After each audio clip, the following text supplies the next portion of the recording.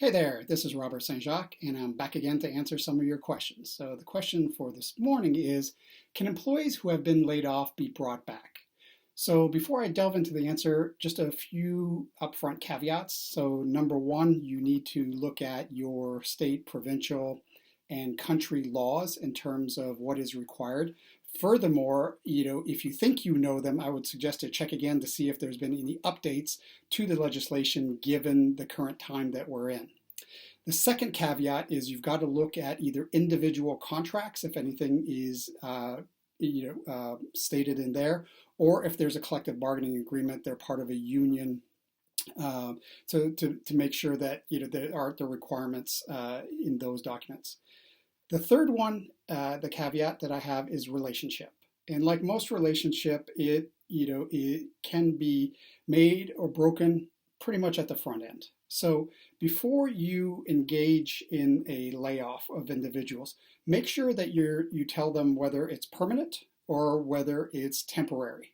Right? So if the person knows it's permanent, you're shutting down a line of business, for example, and you're not going to bring it back, at least they know to go look for something else.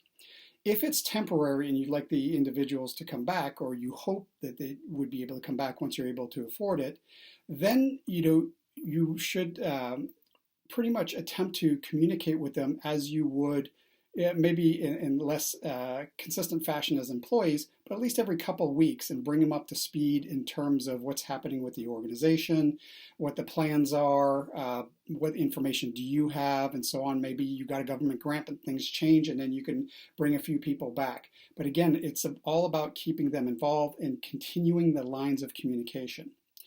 When you bring them back, the last piece of advice is that what I strongly suggest, and what I have had to do in the past, again, from learning the hard way, is that you should do some sort of re-onboarding or reintegration. Remember, a lot of things have changed with the way that people work.